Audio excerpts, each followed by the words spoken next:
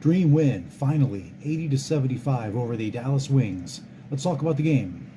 Now, 5 players are listed as out on the injury report: Hayes, Coffey, Wheeler, Vaughn, and Wallace.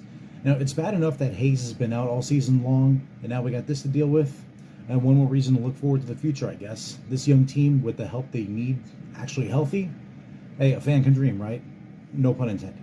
So the Dream beat the Wings the last time they met, but Dallas has kind of moved up a bit in the standings since then, including coming off of 2 straight wins. Now, 15 seconds into this game, Howard draws a foul. It's nice to finally see Atlanta not get the first foul, and nice to not see an eternity go by before the opponent gets one. The Dream go on a 8-0 run over a minute and a half, thanks largely to Maya Caldwell in her first ever WNBA game. So far, she's looking like someone this team should really hang on to.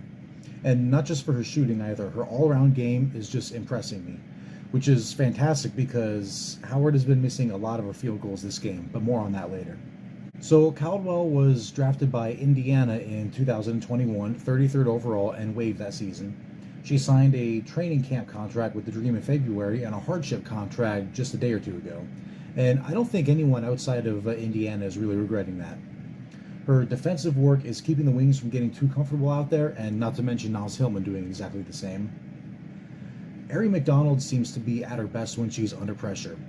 The team is doing a great job moving the ball, trying to find open space with the shot clock winding down, and McDonald finds what little space she's afforded and converts on a three-pointer. She, and now Ryan Howard, are finally bringing the threes. Tiara McCowan is pushing through Atlanta's defense and making baskets, but she's going to need a lot of help from the rest of her teammates if they want to stay competitive in this game. 29-21 after the first, Atlanta leads. Feels like it's been forever and a day since Atlanta led a quarter. Howard and McDonald are leading the way. Between them, they have 17 points, while the rest of the Dream have 12.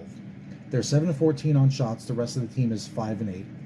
They have 3 3-pointers versus only 1 by anybody else on the team. You want to know what the future of the Dream looks like? Well, this is it right here. To start the second quarter, AD keeps forcing turnovers, but she also keeps getting stopped on her way to the rim. Though she's not converting, she's definitely wearing down Dallas's offense. Tiara McCowan gets into her second round of foul trouble, letting her elbow fly under Atlanta's net. Almost 2 minutes in, and the Wings finally score, Charlie Collier on a free throw. I've been noticing that no matter how the game is going for Atlanta, 2 things are guaranteed to happen. The Dream are going to keep that ball in bounds, and Howard is just not going to give up.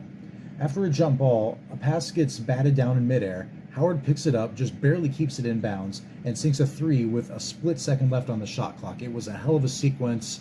My description can't possibly do it justice. 5:18 left in the half, and Dallas finally scores a goal this quarter. Arike Ogunbowale gets a 3, and surprisingly, her first field goal of the entire game.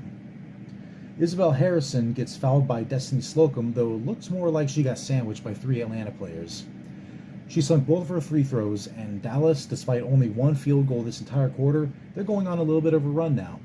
They're also starting to stifle Atlanta's offense. Monique Billings is being singled out by the Wings specifically.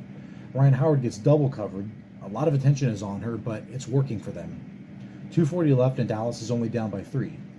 Maya Caldwell now has 10 points at this point, including 2 3-pointers, and she's a real pest on defense, in her first game no less. And now it's the Wings' turn to start committing turnovers. They're allowing the Dream to put some distance between them. Dallas goes 2.5 minutes without scoring, not counting free throws, that is. Though they're not getting a whole lot of those anyway. 51-40 at the half, the Dream lead. Atlanta shooting from 50% from the floor and 61% from the arc.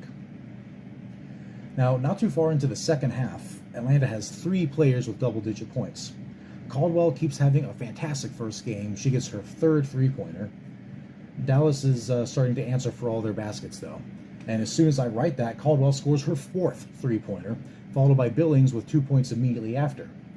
Unfortunately, Beatrice Montpremier is apparently guilty of a clear path foul, and Kayla Thornton scores both free throws to make Atlanta pay for it. 2 minutes left, Dallas gets back to within 3. Atlanta is doing a good job playing keep away on offense, but they just can't convert though. Soon enough, only 1 point separates these 2 teams. It's 67-66 to end the third. Atlanta still leads, but it's really starting to slip away here. Turnovers are starting to rear their ugly head again, all 17 of them. Now, on the fourth quarter, despite some good looks from AD, including a free throw, Dallas finally ties the game on a 2-pointer by Mabry. Cheyenne Parker gives Atlanta some breathing room with a 2 of her own and a deflection on defense for good measure. She would end up being crucial to Atlanta's defense for the entire rest of the game here. Alicia Gray is very difficult to knock off the ball, and even more difficult to do so without fouling her.